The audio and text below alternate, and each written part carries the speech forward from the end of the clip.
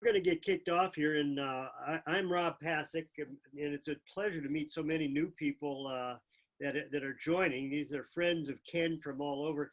Ken, I know there's a lot of a few men out there, but you seem to have a lot of female friends. What is it about you? How do you do this? Do you have a secret, or just being yourself? Well, one of the things that I did, because I was new to this field, was in the first couple of the first four conferences, I made a point of going to an individual that might have been sitting down alone and asking, who are the 10 best presenters in the country?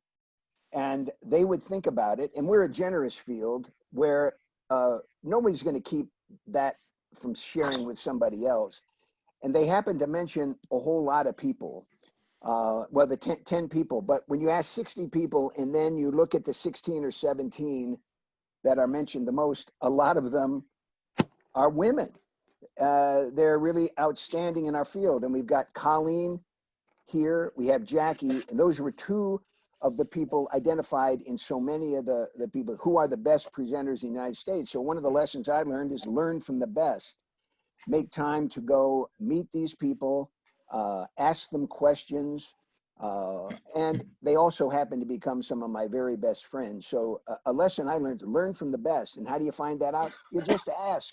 And in our field, nobody's going to hesitate. Well, let me think about that, and it's a question that most of them hadn't been asked. And so, and then, I mean, just think about when you look at the countries that are not doing well with the pandemic, they tend to be mostly guys. The countries that are doing the best with the pandemic are run by women. Now, there's something there, I think. And so we have great guys in our field. Chuck Swanson is one of them here, but that I can see at least. But that's a long answer to your question. Oh, that's a good answer. So that's it. And let me just Ken's already into the story here that we want to tell. So Ken needs no introduction, but let me just give a very quick personal introduction. I've known Ken probably since he got to Ann Arbor, but I really got to know him well over the last decade when he's been part of a men's group. And I think Steve Angerman and Bill Brinkerhoff and maybe a few others are on this group. And they're all a group of men, most of them who are in transition from, not that kind of transition, but transitioning from working to retirement. And it's been really solid to be together. And actually, since the COVID, we've been meeting weekly instead of monthly, but on Zoom. So it's been very helpful for all of us who are feeling lonely, and all of us extroverts are fine. My next door neighbor is an introvert. He was saying this is great for him, but for the rest of us who are extroverts, this has been a hard time. And I think it's particularly hard for Ken because he's probably one of the most extroverted people we know, at least externally he is. I don't know, maybe inside he's very shy, but that would be a big surprise for me if he was shy at any level.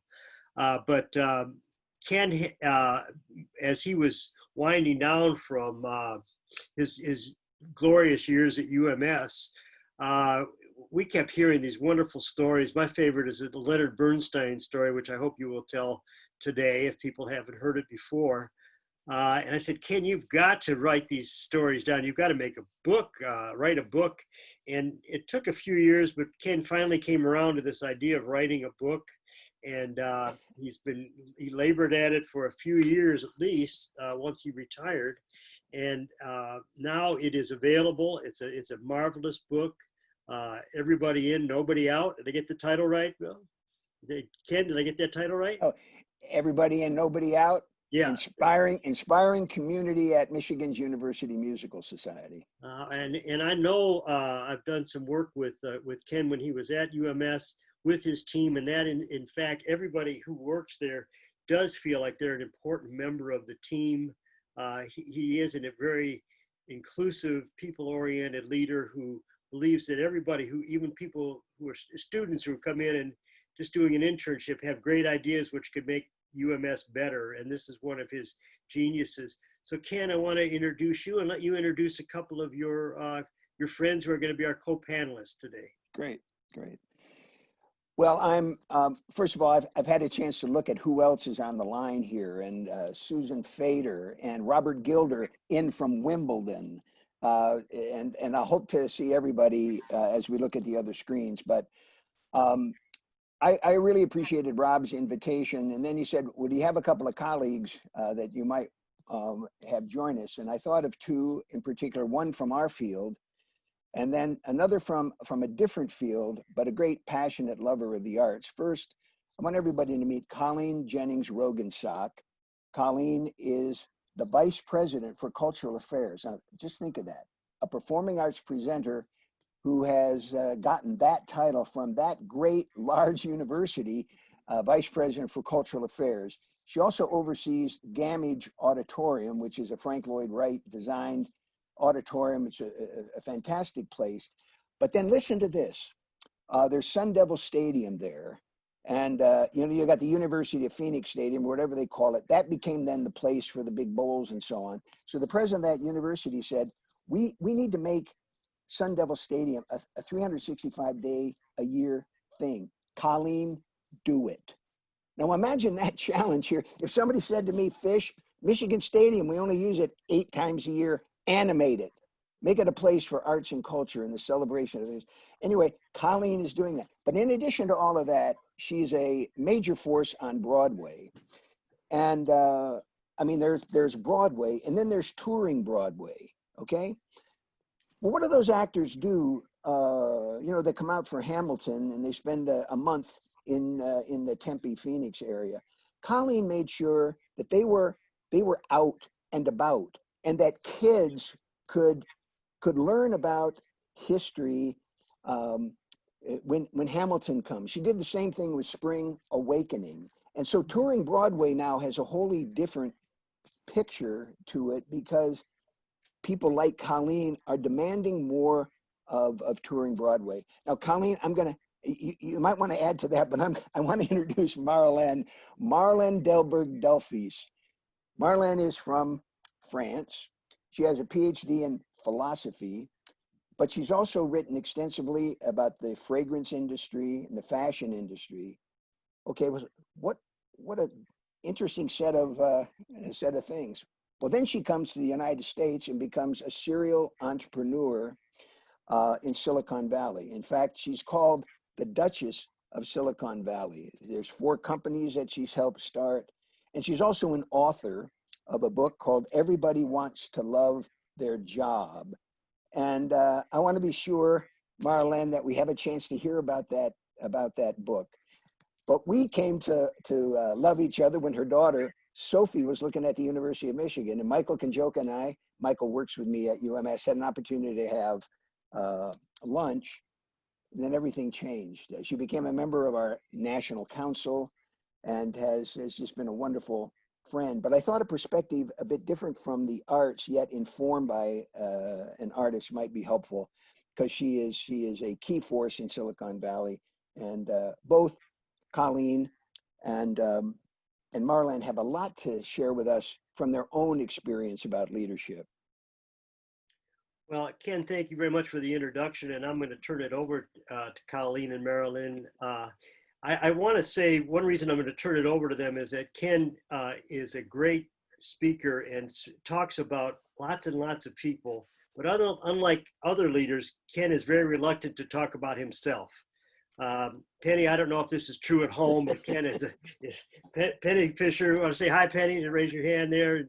Does Ken talk much about himself at home, or is it always about others? You got to unmute, Penny.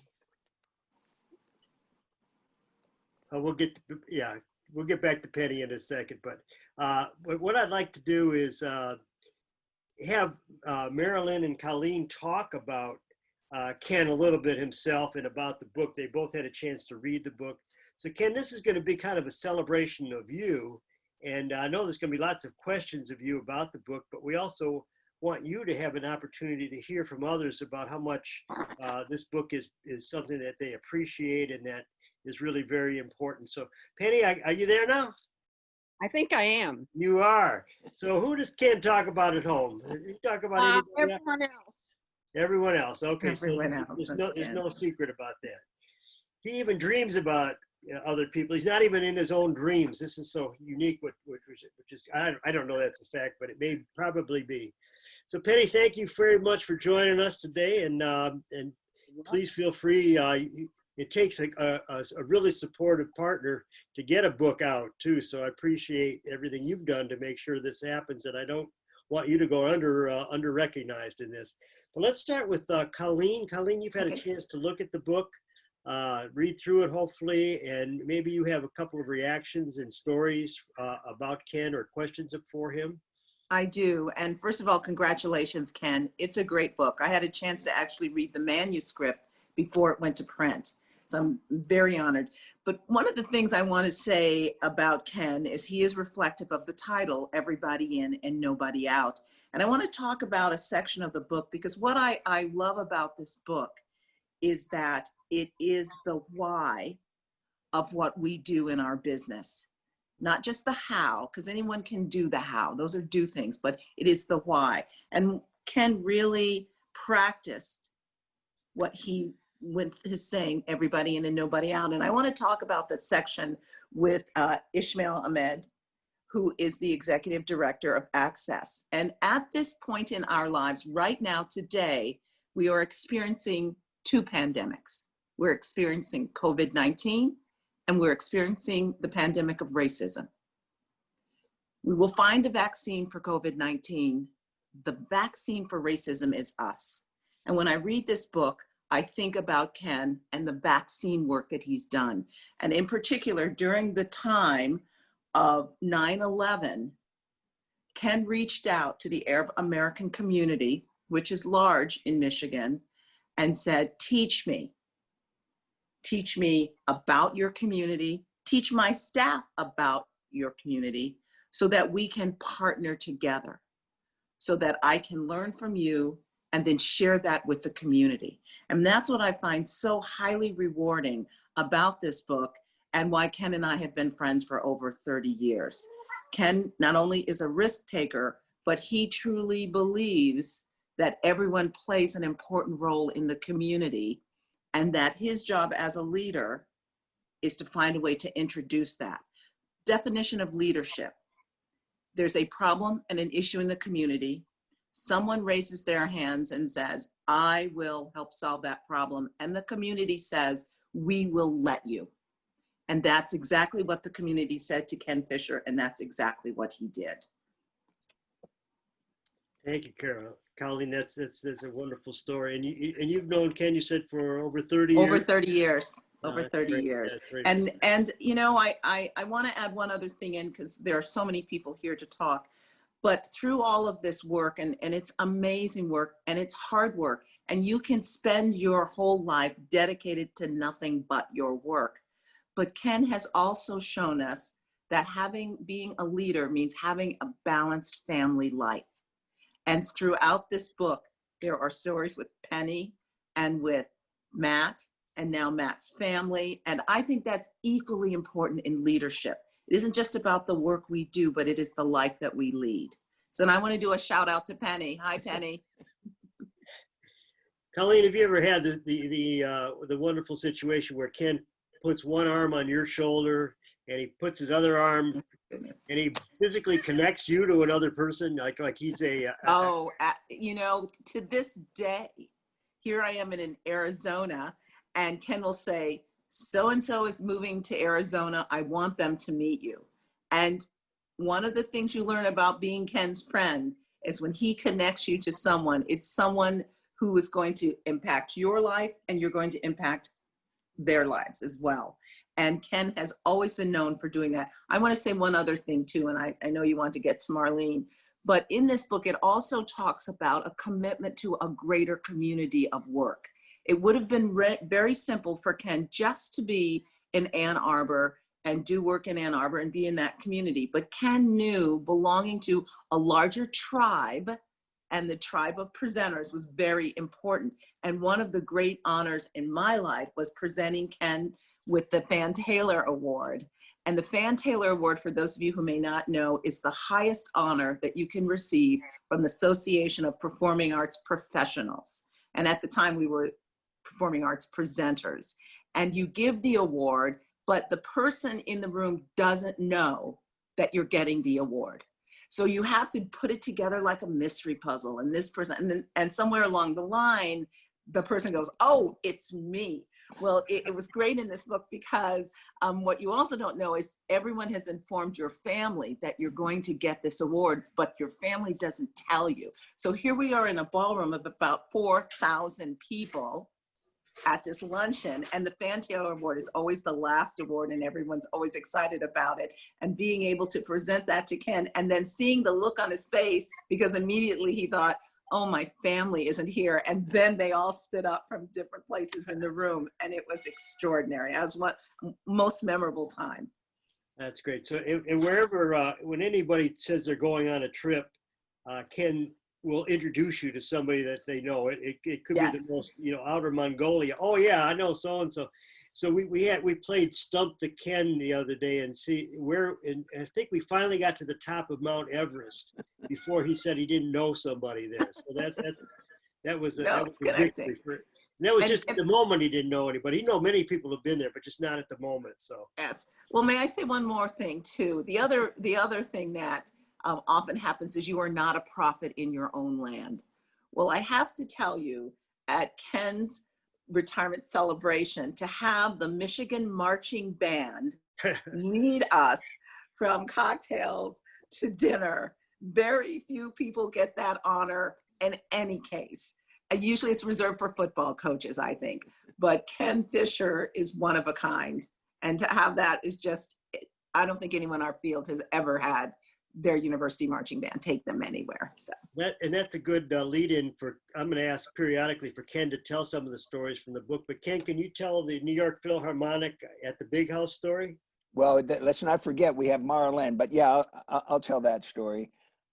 So we were lucky to have the New York Philharmonic come for a residency for 3 performances. And that was all a gift from a gentleman in New York named Eugene Grant, Michigan alum, member of our National Council, who was really inspired by the idea of how about I bring my orchestra to my university. And a member of our staff at that time, Liz Rosenthal, came up with the idea, what are these guys going to do Saturday afternoon? They got a concert Saturday night, and talked to the Michigan Marching Band.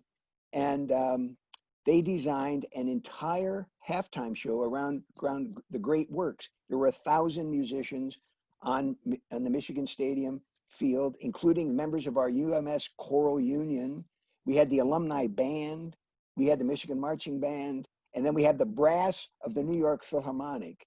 And that whole afternoon halftime show ended with Ode to Joy, with the chorus singing. And Eugene Grant, who was a prominent real estate man in New York, in his obituary in the New York Times, one of the great moments of his life when he was at Michigan Stadium and heard his orchestra and the people from his university perform Ode to Joy. So we knew it had a lot of meaning to him. And by the way, Liz Stover Rosenthal won Arts Professionals 5 Minutes to Shine, was able to share that idea with the rest of our field at the conference. So, and one of the things I love is Liz was a member of the staff, came up with this idea. We all loved it. And then she took it and made it a tremendous experience. And that's one of the beauties of your leadership capacity, is not to micromanage people, but to let them go with their ideas and develop it and support them. And that's one of the great things of leaders. And you've developed a number of wonderful leaders who have come out of UMS, out of the university, who are now great leaders throughout the music industry and music world throughout the world. Let's go to, do I say that Marilyn? Is that how to pronounce it right? Marlene, yeah. Okay. Marlene, we need you to unmute, Marlene. There you go. All right. So Marilyn, you want to share some of your observations about Ken and about the book? So about Ken first, the first person I met when I came to Ann Arbor was Ken Fischer. And I had no idea who he was and what UMS was. So it's a very special introduction to a world I had no idea. I didn't even know 2 days later where Ann Arbor was on the map, okay? So we had lunch, and 2 hours later, I had the feeling that I belonged in Ann Arbor. So I knew everything about the city. I knew everything about the people he was working with. And I also knew everything about I should do. And about what my daughter, who was with me, because at the time she was visiting schools of music. So basically in 2 hours, we had the feeling to belong. So this was an amazing experience. And then, 2 or 3 hours later, Ken had introduced Sophie to Charlie Verret. This was like a dream come true for me because I had heard her in the opera in Paris. It was fabulous for Sophie because she had one of the most amazing voice lessons she could possibly have. And then the same evening, we were listening to Riccardo Muti and the Vienna Philharmonic at the Hill Auditorium. And I was meeting people who have become very, very, very close friends, especially Michael Konzelka. So I'm forever grateful to Ken to be so easy, so open to pure strangers. And what is a striking characteristic of Ken to me is that he's always there for you. You call him, he responds to you. You have the feeling, I mean, like very busy people probably, he's always available. I've never heard Ken say, I'm too busy. Okay, this total availability to people is absolutely stunning because, as Colleen said, he knows the entire world and he makes you feel that you are special all the time. So to come to the book, I was lucky enough to read the pre-version of the book too, and I loved it. I could identify to everything he was saying because all of a sudden I have the feeling to be a Michigander too. I love to go to Ann Arbor. I find any pretext to go to Ann Arbor because of Ken. And I love every single page. Of course, I love the title because in my position as a CEO of various tech companies, I've always insisted on the fact that we must be diverse. Because when I came to Silicon Valley at the end of the 80s, there were hardly any women running tech companies. There were women in sales and marketing or in HR, rarely people who had started a tech company. And then I realized that everything was about white male. And this was not my world. So I hired a lot of women. And I think I had probably among the very first Black engineers. So think Silicon Valley, white world in the 80s. And I had, my first engineer was actually from Uganda. But he was great.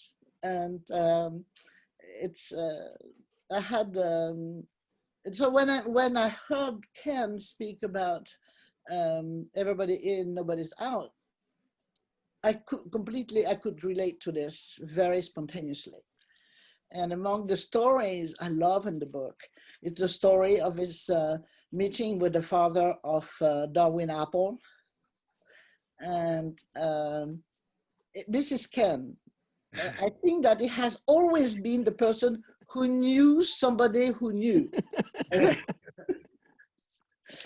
And connecting with everybody because before you even speak about you, he knows you. Well, Marylene, thank you. I'll tell that Darwin Apple story in a minute, but Marylene, tell folks about your book. Everybody wants to love their job. because this is not your first book, but just say a word about that, because I want folks to know. Okay. Well, this is about your book, Ken. So my book, Everybody Wants to Love Their Job, is a summary of my practice as a CEO of tech companies. And what I notice is that most CEOs don't care about their employees.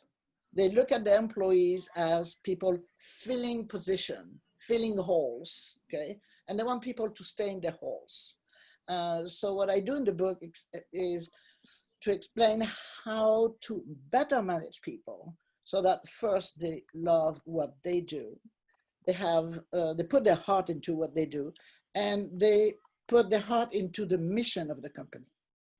So this is a sort of how to make sure that people are committed to what you do. And because I was lucky enough to hire people who were committed, and I wanted committed people, because when I started, I was still teaching philosophy when I started my first tech company. And people knew more about the tech industry than I did. So I owe everything to the people I listen to, and I owe everything to my employees. And where's the book available, Marylene? On Amazon. Amazon, okay. Yes, Great. Yeah. absolutely. And say the title one more time.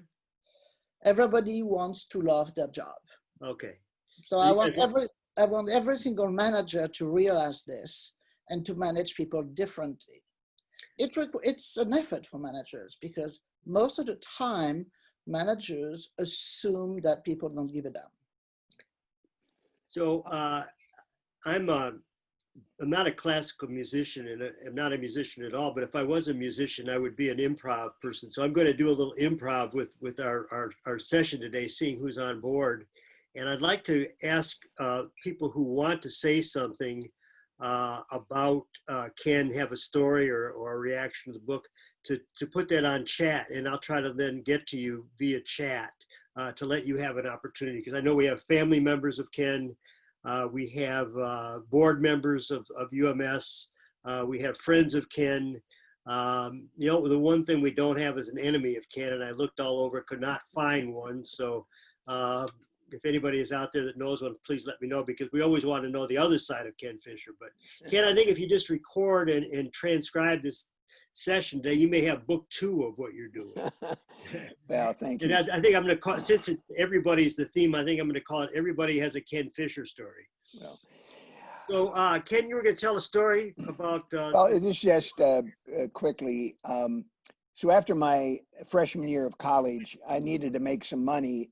My dad was an executive with Ford Motor Company and said, well, I could help you get a job, but you could get a lot more money by joining the UAW and going to work at the Rouge factory. So I stood in line, joined the union, and was assigned a place called the hellhole of the frame plant.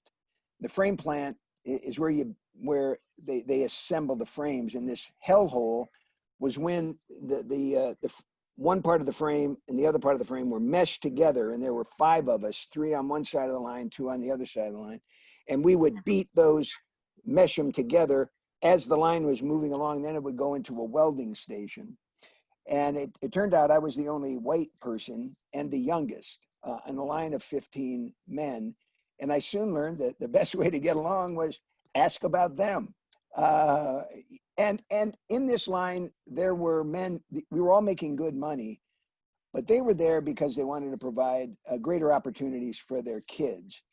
And so I found that, you know, I could talk over the line. We beat the side rails together with helmets and earplugs for 20 seconds. That gave us 10 seconds to say, hey, Eddie, how you doing today? And he'd come back, well, I'm doing fine. Well, that was one, something you could get done. Well, one day I was having lunch. We all had our lunch pails, and I went up and had lunch with the welders. And I sat next to a gentleman. His name was John, and I asked him about his family, and he started talking about this youngster, and then he mumbled, "My son plays," and so he. David, yeah, okay. And he said, "My son plays the violin." And I looked at him and I said, "Are you the father of Darwin Apple, the great violinist from Interlaken?" And he said, "Yes, I am." "How would you know?" I said, "He was the concertmaster of the orchestra that, I played in at Interlaken."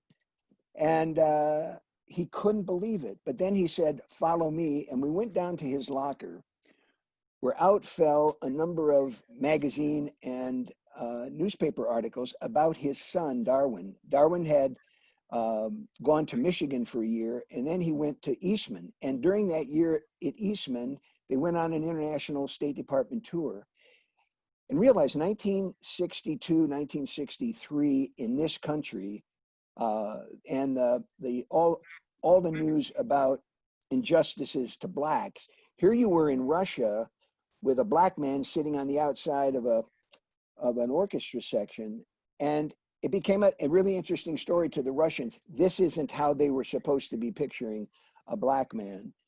And one of the things interesting, 25 years later, I'm in Ann Arbor, Darwin is in the St. Louis Symphony, and I get in touch with his parents, and they become my guests 25 years after I met his dad at Hill Auditorium, and we all went backstage to meet Darwin, and Leonard Slacken was conducting at the time. But I learned a number of lessons that show interest in other people and ask questions about them, and you'll learn so much. And it's just something we need to do a lot more of, is listen. So.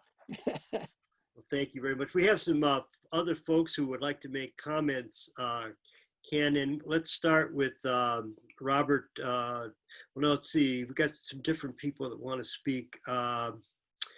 Sarah Nickley, can you talk about your relationship and share a little bit about your working with Ken? I know you work directly with him. Please unmute. Well, thanks, Rob. I didn't realize I was going to get to speak today, because I have so much to say about Ken, and I also have a lot to say about Colleen and Marylene and all sorts of other people who I see on this call. So I'm just so excited. I'm sure everybody's feeling like I do, we all miss each other so much. Yeah. But Rob, thanks for passing it over to me. I don't know where to start about Ken. Ken has absolutely changed my life in so many positive ways. I am on the eve of my 55th birthday next week, and without getting emotional about, well, I'm not emotional about that, because I'm fully embracing that. But I'm starting a chapter 3 professionally, and I have to say, it really has so much to do with this man who has impacted our lives in so many incredible ways. I am in my last year on the board at UMS. I was privileged to. Oh, we got a frozen there, I think. Yeah. We lost you a little bit, find Susan. and identify an incredible successor. Oh, sorry. Can you hear me? We lost you just a sec. Go ahead. You're fine. Maybe I should move inside. Yeah, you're fine. Trying to stay outside as long as I can. And I feel like my work at UMS and my relationship with Ken and all the incredible people I've met, both professionals, professional presenters and artists and whatnot, all of the experiences have kind of converged so that I've made a choice to pursue or attempt to pursue a career in the arts, which is very much building on my past professional and personal experience, but also, really informed by Ken's sort of mentoring and sponsorship of me personally, that we all know he's so good at. And what will you be doing, Sarah? I don't know. No, you said chapter 3. Oh, you're not ready. You're just going to start. Yeah, well, I mean, it's not about me, but I just graduated from National Arts Strategies program at the University of Pennsylvania, organization of which Ken is on the board, and has been an incredible contributor there as well. And I'm looking for opportunities Great. But All right. it's all because of Ken. And, you know, Let Ken know you'll have four offers by the end of the month. Yeah, Yeah. you know, if we're open to it, you know, and we gather good people in our lives, we meet other good people, and so I'm just grateful and so blessed, as is my family. Ken has impacted my family in so many incredible ways, and so God bless Ken. You're an amazing man. Well, thank you. Hey, Rob. Yeah. There's somebody I want to be sure we recognize because she is so tied to the title of this book, and that's Jenny Billfield, a successor to Patrick Hayes and Doug Wheeler at the Washington Performing Arts Society. And just everybody in, nobody out is not original with me. It was the inclusion policy of Patrick Hayes, a gentleman who in 1966 started the Washington Performing Arts Society. And he had already been involved in desegregating the theaters and the lunch counters of Washington. But to make a statement that the arts in this town are going to be for everybody going forward, his first board chair was Todd Duncan, the first Porgy and Bess, and a distinguished professor of voice at Howard University. So I want you to imagine, you know, the Irish guy and the black man, not arm in arm, but right next to each other, being the face of the arts in Washington going forward. Jenny happens to be the steward right now. She is fantastic. We all got to know her. She was a publisher of music, and then she went to Stanford, where she ran Stanford Live. And then they were smart enough in Washington to say, we got to bring Jenny here. Jenny, I'd love for you to say something, because this was the organization that I looked up to when I came to Ann Arbor, and we needed to bring your inclusion policy here because we needed to get out of this tower we were in, Burton Memorial Tower, quite literally an ivory tower, and get out of the tower and connect with communities of all kinds. And that's what Patrick was doing, and you're continuing to do. So I want everybody to know Jenny Billfield. She's on my second page, but Jenny, pop up here, start talking. Well, people need to know who you are. Ken, and I see many, many familiar faces and friends, colleagues, and people I've known for a long time. And congratulations on this book. You know, it's Patrick Hayes' vision of inclusion was so ahead of its time and so resonant, especially in this city, as his concept for the organization was coming about during the civil rights movement, and he was very active in that. And you know, even though the idea around presenting inclusively artists of different genres and backgrounds, not just African-American artists in jazz, but African-American artists in classical music, and defying some of the simple categorizations. I think it was another thing that you and he shared, Ken, was just this sense that you were part of a community, that you were excellent citizens within the arts. And that's something that I've embraced really authentically in the work I've done, seeing how embedded the arts are in people's lives and how there really isn't delineation when you're that involved. The people you see being transformed in a performance and the incredible energy that an artist gets from that contact and that feedback loop, and the ability to make those connections and for people to discover new ways of experiencing the world and understanding themselves, is a role that's very interconnected. And when people remember Patrick Hayes, you know, sitting at the music store selling tickets, you know, and volunteering for that, or then, you know, being at the White House, that expanse of accessibility and presence is something that is very much part of this role, and it's something that you've embraced in Michigan. I mean, one of the frequent exchanges we have actually is around people who are not yet arts professionals, but who are aspiring arts professionals. They're interns who come our way, who go to the University of Michigan and are making their way to California or to Washington. And Ken will send a note out and introduce the person in the most personal and specific ways. And you can tell that he has listened. And, you know, it might be a young person with that sort of zest and interest. And when they arrive at our office, either for an interview or in the case of you know, working alongside them when we've hired them, they come with this sense of capacity and agency. And as a young person starting in the arts, you can have many different types of bosses. You can have ones who are very hierarchical, or others who basically share that power and share responsibility and validate and give you a sense of your own power as a young person. And the young people that I've met who have worked with Ken have had this sense of joy and like can-do attitude. They've been great interns and staff members. And those formative experiences, the people that you work with and for, set a tone for the sort of leader or manager or work partner that you can be. If you value these things, you will make them part of your culture. And what a great gift to the field to have someone who invests in building the soul and the intellect of our next leaders. So as many people as we may share as well-established colleagues, I think about the wealth of people you've given to the world, and very much the way Doug Wheeler has, the way Patrick Hayes did. The Ken Fischer alumni are devoted, and I think our field owes you a great debt for having sent and cultivated a number of people in our direction.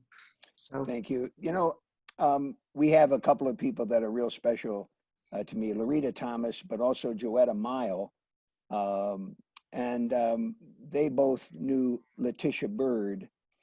And, you know, when you want to practice everybody in, nobody out, and you recognize there are communities, and you're a 110-year-old organization, but you have no really authentic and genuine relationship with those communities. And in our region, for us, it was the Arab world, the largest concentration of Arabs outside the Middle East, right here in our own backyard. We had really no relationship there. And the diversity of cultural expressions within the Arab world, it's no monolithic situation there, enormous diversity, but also with the African-American community, the majority population in Detroit. And we didn't have the kind of relationship we wanted. So where do you begin? You begin at home. And we all have a friend, Loretta, Joetta and I, a woman named Letitia Bird. And Letitia had been singing in our choir for years. She'd been coming to our concerts, and yet we had not recognized her, invited her to do the leadership opportunity at UMS that she was doing for every other organization. In fact, when I visited her for the first time in her home, underneath her table were 30 bags, canvas bags, each a different color. And I said, tell me about those. She said, well, there's one for the Methodist Church and for the Lynx Inc. and Delta Sigma Theta, SOS Crisis Center, for the none for UMS. And here she had been involved in our organization. Well, we needed to change that. Well, long story short, she kind of led me by the hand and helped me understand the things that we needed to do to change. And there's stories in the book about what she did to help us understand that Hill Auditorium had not always been a welcoming place. How do you change that? You have our advisory committee working with the Lynx and Delta Sigma Theta and welcome people at the auditorium. If you see people that look like you, you're going to feel a lot better. And then the Lynx began to bring in members of the community that had never been to our concerts before. But the story I want to tell too, in 1997, the Ann Arbor News, in a town of 100,000 people, decided it would select a Citizen of the Year. And if you're in Ann Arbor and you're going to start something like that, you want the person to receive that award to no doubt this is the person you want to begin with. Letitia Bird, Ann Arbor's first Citizen of the Year. And fortunately, we had recognized a few years before, this is somebody we needed to get involved. But just a little lesson there is when I understood that this is a community with whom we need to build a relationship, I thought, where do I have a genuine interest that would be of interest to this community. And it was around the historically Black colleges and universities. And every year, two gentlemen, Ron Weiser, a Caucasian successful businessman, and Johnny Barfield, a very successful Black man, got together and organized a dinner. And each year that dinner honored an historically Black college.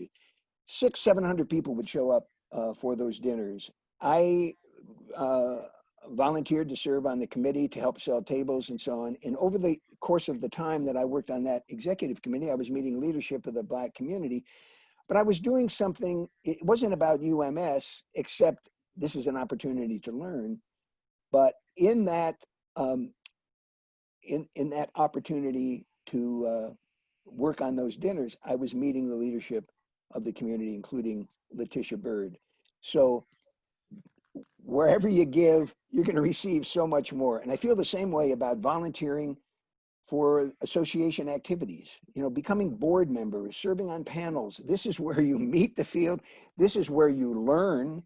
Nobody said, you know, when you're serving on a panel that you can't listen to the best ideas the field is presenting and adopt some of them yourself.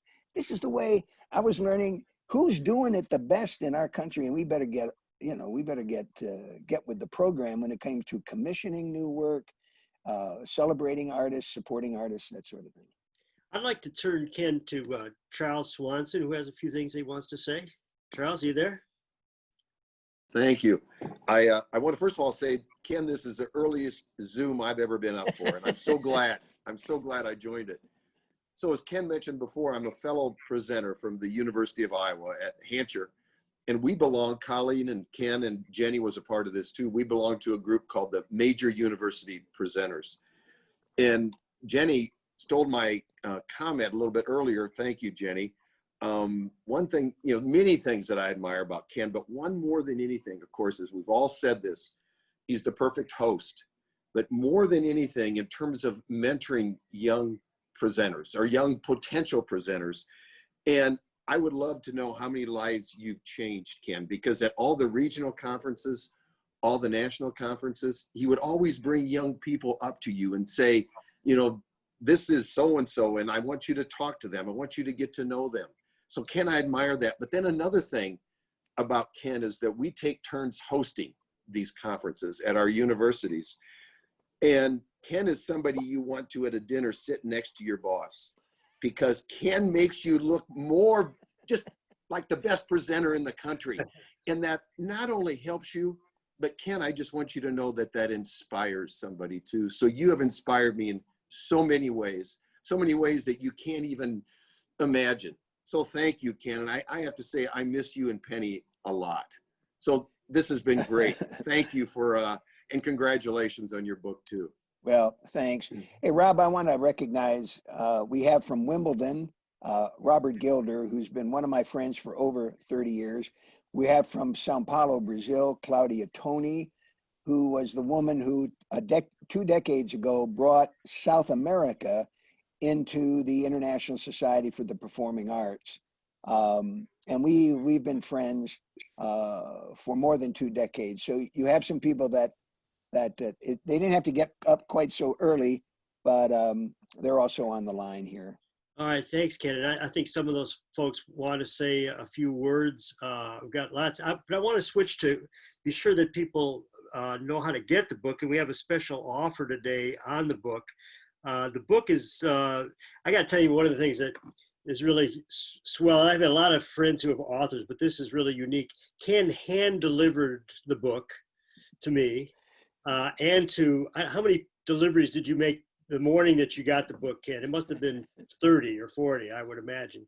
Well, what's one of the wonderful things about this book is there is a gentleman in our community that actually wanted to help support the book, and with his gift to UMS, it enabled UMS to purchase 1,000 copies at a discount because of this gentleman, and so that gives UMS the opportunity with 1,000 books to do with what it wants to do. And so they gave, it was an idea, let's give as a gift 450 of these books to people that supported the Ken Fischer Legacy Endowment 3 years ago on my retirement, but the others we can sell. And for $29.95, all of that money comes to UMS. And so I was up north, first time away, I delivered a box of these books to Tom McMullen, the gentleman that made this possible. But then the first call I made was to Todd Anson. Todd is Jim Harbaugh's financial and legal advisor, whom I've had the opportunity to get to know. And Jim Harbaugh is our football coach. Nobody knows who Jim Harbaugh is. You might want to say, but I'm kidding. So I called. The only person better known in Ann Arbor than Ken Fischer is Jim Harbaugh.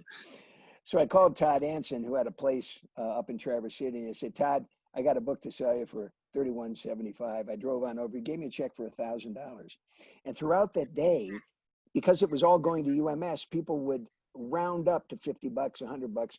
And one couple gave me a check for $231.75. But two other people have given checks for $500. And so the book, selling the book, people, it's giving them a chance to celebrate UMS, help UMS at this time. But the offer through University of Michigan Press gives you a 30% discount. And there's a code. It's on the stream there, on the chat stream. So and just do that before October 1st. But if you want an autographed copy, you give the money to UMS. Just get in touch with me. We'll work it out. And I think you ought to buy yourself an ice cream truck and just go down the streets, and you could sell it for $33.95 and give people a good humor with it. So that would be good. You spoke with a couple people.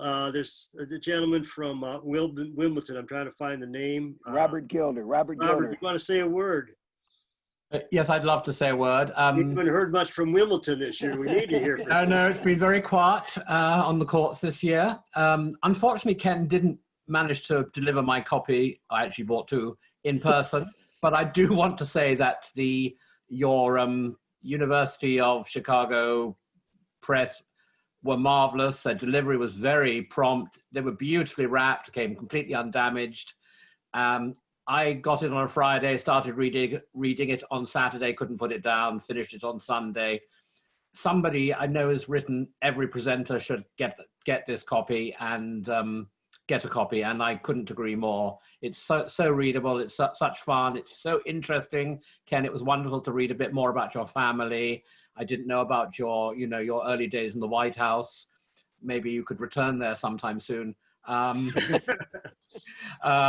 It's great, and I've been privileged to know Ken through ISPA, and there have been several ISPA. Claudia, who's I think about to say something, Maria, who just had to leave us, wonderful Jackie Davis, so I might be competing for being even longer member of ISPA than me, and Jenny has been a member too, and Colleen. I've met all these wonderful people through ISPA. There are many things about ISPA that Ken doesn't write about in the book, about his feat as doing bungee jumping. I can't remember which city that was. Swimming on the Great Barrier Reef, where I got bitten by a shark. Well, if you ask Ken, it was a shark. It was actually a tiny little fish. But we've had a lot of fun. We've seen each other in many, many beautiful countries around the world. If you don't know about ISPA, we go to every year for a conference somewhere in the world to visit somebody's facility, be it Singapore, be it Sao Paulo, where Claudia is from, and gave us possibly one of the finest conferences we've ever experienced. And it's been such a privilege to know. I met him in Amsterdam with Penny and with Matt, and it's very difficult to believe that it's 32 years ago, but it hasn't. I hope Ken is still a very valuable member of our family, and we are looking forward to seeing him at many more conferences, hopefully next year in Iceland. Oh, that would be sweet, yeah. I'd like to not forget about our panelists and give Colleen and Marylene another chance if they want to contribute. Up at 5 a.m. on the West Coast, you get extra chances here. So. I'd like to say one more thing, and I loved what's in this book is a bit of advice that Ken gives everyone. You learn more by getting out and walking around than you do sitting in your office. And Ken Fischer, back in the days when we had tickets and they weren't on cell phones, Ken would always have a pair of tickets in his pocket in case he ran into someone to invite them to a concert. So Ken, I would love for you to expound on that. And I would say because of that, and because of Ken, Coach Bob Bowman, Michael Phelps, most famous coach, became a big fan of Ken's. And since he is now our head coach here, every single time we meet, he goes, "What's Ken up to?" And he loves the book and he follows you religiously. But it's because of efforts like that, Ken, walking around, getting out of the office. Well, Colleen, I just have to, Kid, I have to speak over you just 1 second, but that inner vest pocket of yours where you keep the tickets is going to the Music Hall of Fame. So we don't throw that coat out. It's very important for us to put it there. well, I think what Colleen's referring to, there was a book, In Search of Excellence, back in the early 80s by Waterman and Peters. And one of its major themes is management by walking around. And it's just something that made so much sense to me as we were literally stuck in this tower, stuck in our mind frame and in this building. And it was just time to get out of there and really walk around, whether that included the local barbershop or the banks or the restaurants, building relationships. And I passed this story on to my friends at universities. One of the things that I started to do early in my career was the Fleming Walk. Fleming is the building that our administrators are in. Everybody from the president, the vice president, for everything, start at the 6th floor and walk down. As you get to know assistants and secretaries, I never expected to see anybody. Okay, so my expectations were low. I'd start at the top, but then somebody would say, "You need to see the general counsel." Well, I don't have to. Well, yeah. Or do you need to see the president? Well, I don't need to see the president, Erica, but well, let me go in and see. I got to know and have conversations with people that would have taken me 3 months to get an appointment with. So I did that twice a month, the Fleming Walk. But the principle here is go where people are. Get out of your office, and this is the way you build relationships. And there's stories in the book about how going to meet my first corporate call was to the president of the only locally owned and locally headquartered bank here called Great Lakes Bancorp. And my brother Jerry, and I have my brother Norman on the line. He's in from Houston. Norm, love you. My brother Jerry at the time was working for a bank, and I said, "So Jerry, I'm going to talk to a banker. What do I need to do?" And he said, "Well, first of all, little brother, you need to shut up. You're going to go in there and you're going to try to market. You're going to try to sell this guy. What you want to do is ask him questions, because he's proud of his bank. And the more questions you ask, the more knowledge you're going to get about then how you respond." So I asked the president, and he said, "Well, I'm very proud of my bank. We're old. We've been around for a long time, and we're the only locally owned and locally headquartered bank here." I said, "Well, what organizations are you supporting?" He happened to mention the University of Michigan School of Music, and he happened to mention the Ann Arbor Symphony. And I'm just ding, ding, ding, ding, ding. And then he said, "What can I do for you?" And I said, "Well, Mr. Weber, first of all, we're a very old organization ourselves, so we have that in common. The oldest thing we do is Handel's Messiah. We've been doing it from 1879. And this year, Mr. Weber, we got the Ann Arbor Symphony performing as the orchestra of Messiah. And the soloists, all of them are graduates of the University of Michigan School of Music. So, Mr. Weber, for a $10,000 contribution, I'd like to give you the opportunity to be the sponsor. But Mr. Weber, what you need to know is that $10,000 you give to me at UMS actually stays with us only a short time. We're going to use that to write a check to the Ann Arbor Symphony, so they're going to be able then to pay their members. And Mr. Weber, do you know what each of those members is going to do? Deposit it back in your bank. Now, Mr. Weber, think of all the good that $10,000 check to UMS is going to do as it makes its way around the community and back to you. Now, the point here is I would never have thought of that had my brother Jerry not said, "Ken, shut up and listen and ask questions and give that guy the opportunity to give you what you then, the evidence that's going to let you describe how you two are going to become partners." That's the other thing I think that a lesson that we learned, and we've had great staff over the year. Susie Craig has been our corporate person for a long time, but Susie and I never looked at, we were never asking for money. We were looking to develop partnerships with our local businesses. These are partnerships. And our first question would be, how can we help you with your objectives as a company? Are you interested in employee reward? Are you interested in visibility, client cultivation, all of this stuff? And they began to see us very differently. We weren't there for a handout. We were looking for a partnership. And that's a wonderful lesson. And I want to just be sure, let's all clap for that. That's very good. I want to be sure to, there's a couple of people that are of note from our local community here in Ann Arbor. Peter Sparling, who is famous for his dance company. Randall Faber. Randy, you want to raise your hand and say hi? Randy, could you say what you've done in your connection to Ken? Just a comment or two. Yeah, unmute, Randy. Thank you. Sorry about that. Hi, Ken. Hey, Randy, how you doing? I'm doing well, thanks. Ken and Good. Penny and my wife Nancy and I have known each other since Ken came to Ann Arbor. We were actually played in the trio at Ken's inauguration into UMS. And my remembrance of that is there were plenty of hotshot musicians around, and at that time we were kind of the entertainment. And Ken could have been hobnobbing with the university president and the mayor and so on, but he seemed to spend most of the time coming over talking to Nancy and me as musicians. And we just thought it was such a heartfelt, connection. And we were always grateful for the friendship and the mentoring, really, from Ken in terms of all the connections and how well he works network. And Randy, you've gone on to, could you say a little bit about your achievements? Having been mentored by Ken, what is some of the things to name here? You guys need to hear about Faber and Faber, the pedagogy for piano instruction worldwide now. But Randy, say a little bit more about, because we're so proud of this being a product of University of Michigan people, and they're based here in Ann Arbor. Well, thanks so much. Well, we started out, Nancy and I, as musicians and teachers, and we built a thriving studio. But we saw that kids taking piano lessons weren't always flourishing, and we were intent on having the boys flourish and developed creativity in both the boys and girls, really ennobling the spirit of these kids by empowering them with music and artistry. So we wrote a piano method.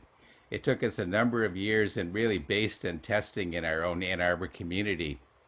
It was published by Columbia Pictures Publications and became ¡1. And then eventually we bought out all our rights, bought the publishing company, started our own company based here in Ann Arbor. And we're in 10 languages, and we've become the #1 method around the world, selling millions and millions of copies. And from there, we've expanded into, digital musical services and teacher training and alliances around the world. Randy, you need to put a link on there to Ken's book and get it up there with all those piano teachers. It'd be great. Well, actually, yes, Ken, we should talk. We can we can work on some distribution angles for you. Good thought. That's a line right from Ken. We should talk. I want to introduce his brother, Norman Fischer. And Norman, I've not met you before, but Ken claims to have introduced you to his mother, or to your mother. Is that correct? Norman, do you want to speak? I think he had to leave. He left. Okay. So he said he's so proud of his dear brother. You can't imagine how wonderful it is to hear everyone talk about this dear man. I was his first mentoring project too.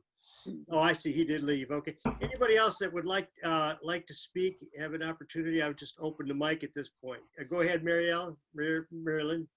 Yeah, I wanted to mention one thing. We have been speaking a lot about music here in this session, but I'm supposed there are few people who are not musicians listening to us. And I would like to tell everybody that for anybody, the reading this book is very important, because it's really in practice, the art of connecting. Most of the time, you listen to business school, blah, blah, about the principles for connecting with others. And you don't get it, of course, and it's totally useless. And the beauty of this book is that it's truly a show and tell with a very clear message. And you learn by capillarity. not by hearing gurus say what we should do and usually don't do. Actually, and I think this book is actually be a wonderful book for a teenager, because teenagers are struggling to learn that lesson, and how do they make connections, how do they gain popularity, which is so important. And this book is really a way to talk about that in a very genuine way, not a formula, but just as it's from the heart. I've got a couple other people that want to say something. Jacqueline, you're out there? Jacqueline Davis? Yes, here I am.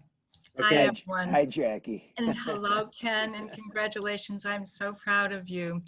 Ken and I met when we were both serving on Chamber Music America's board, and it's been a long friendship with a lot of people on this call. For context, I was then at the University of Kansas as the presenter. But the story that I want to tell really feeds into all the things that you've been saying, all of you, about Ken. Years ago, I was on a panel for the Wallace Fund, and there was a grant application that came from the University of Michigan and Ken. And when it came around to the comments from the participants who were determining whether the grant was where it was going to go, they said, oh, just look at this. This is so internal. I mean, he's got this group from this part of the university and this group. I mean, this isn't really the kind of community thing that we're looking for. And I sort of raised up, and I'm sure Colleen knows exactly what I'm going to say next. I said, you people do not work in universities, and I do.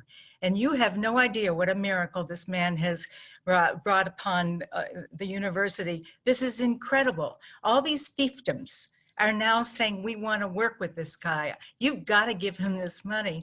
And so he did get the money. They did get the money. And from there, the Presidential Medal of the Arts then came to the University of Michigan. So I'm going to skip years. Ken and company invited me, and I was so proud to serve on Michigan's council for UMS. And it was this story about how we don't know sometimes what we have in our own backyard. And there was a lot of talk about, gee, we need to be a little bit more present in the United States. And again, what a great opportunity to raise my hand and say, you all don't understand the impact. You need to understand the impact that Ken has had, not only nationwide, but globally, in terms of the kind of presenting that is happening here at the university. So along with all these connections that you've talked about that Ken has made, and the friendships that he's made, and the mentoring that he's done, I'm really wanting to emphasize that impact that he's had for UMS by the kinds of things that have gone on with his staff. Kudos to the staff and all the programming. That's it. Thank you, Jack. Thank you. Ken, we're about at closing time here. So I wonder if you have any comments you want to make just to wrap things up, any more about the book, any more people you want to be sure to point out that are on board. We had about 70 people this morning, which is incredible for early morning in August. So it's a tribute to you. Well, first of all, I want to thank you, Rob. What people may not know is this is over 2 decades old, what's called Leaders Connect. And we meet when we can all meet. We meet at Zingerman's, this famous place, Zingerman's Roadhouse. And Zingerman's is a sponsor. They have other sponsors, but it is an early morning. Let's get together before we have to go to work. So that's why we're having this. It just continues, but virtually. So Rob, thank you. And Colleen, in Tempe, and Marlene, that you two would get up Pacific time, 5 o'clock. I'm grateful. But then I see so many colleagues from all over the world here that you're participating is great. I think one thing you need to recognize, everybody in, nobody out. It's not original, okay? I just borrowed it because it made so much sense for us. But there's another person, her name is Sharon King, and she had 4 principles of partnership. And that has been a guide for us. And those are communication, cooperation, vulnerability, and reciprocity. Now, you think about the first 2, communication and cooperation are obvious, but vulnerability is a little more nuanced because that's about humility. It's about listening.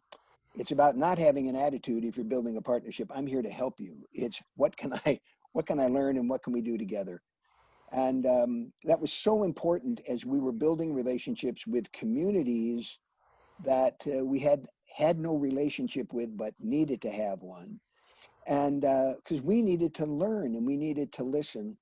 And then reciprocity is also critical, because this means if you're going to enter a partnership, you want to make sure that your partner is getting at least as much or more than you are. And there's been too many exploitive relationships going forward. Then Colleen is right next to me on this page. Something else I learned from Colleen is once you develop that genuine friendship, it's time for the 3 questions. What do you want? What do I want? What do we want together? And I can't tell you, Colleen, how often I've used that. And just an example, so working with Ismail Ahmed, the leader of the Arab community back when we got together, we began a relationship in 1995, but when you haven't had you got to give it time. It doesn't happen overnight. You know, you want to move so it's genuine. And then there was a point when it was time for the 3 questions. Ish, we became known as Ish and Fish. Ish, what do you want? And he said, well, we put on shows, but I want to put on better shows. Can your very good production people help us? Fish, what do you want? I said, I want to learn about the Arab world. So he organized immersion days where members of our board and staff hopped on a bus, came down to Dearborn, and we learned about the map. What is an Arab community? We learned about Arabic music and poetry, and we had Arabic food, and visited the mosque and so on. And then what do we want together? Then that's a natural point for what is it that neither of us could do alone that we can do together. So communication, cooperation, vulnerability, reciprocity. Again, not a new idea. Got it from somebody else. Just keep your mind open, listen and learn. I also want to recognize we wouldn't be where we are right now were it not for the Mellon Foundation, the Wallace Foundation, Doris Duke Charitable Foundation, and we have Susan Fader from the Andrew W. Mellon Foundation with us. And I just want to thank her for, one, being here this morning, but everything your foundation has done to support a performing arts organization like ours. Thank you. You'll read about it in the book, everything they did for us, as well as Duke and Wallace. And I want to say there's one other musical reference I want to make, and I think it's the Pointer Sisters, We Are Family.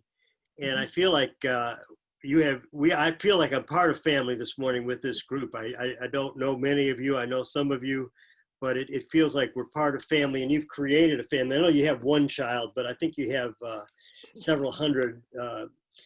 Penny, I don't know how you want to comment on that, but anyway, Ken has created family, and it's beautiful to see, and I think we all feel part of that. So in these days, we need to feel belonging. We need a sense of family. We need to feel that we are not alone in this world. So it's a great community and a family that you've created. And Rob, if I might just say, Penny and I met 59 years ago. I mean, it was 1961 at Interlochen. We were both playing in the high school orchestra, went to different colleges, but there was enough in that beginning relationship brought together through the arts that it sustained ourselves. We got married 54 years ago and we're still together. And then we had the kid in 1973, Matt, and his birth certificate, I mean, his birth announcement is in the book.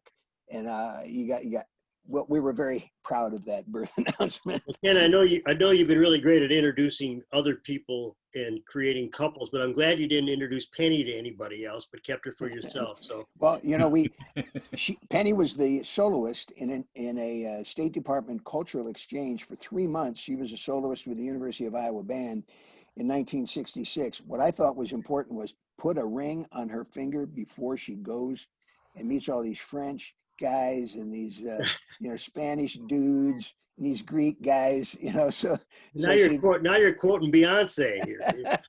Put a ring on it. Anyway, I'm glad we sustained that phenomenal experience for Penny because a lot of it was in the Soviet Union, 1966 Soviet Union, and Penny was a great representative of not just the University of Iowa, but the U.S. there.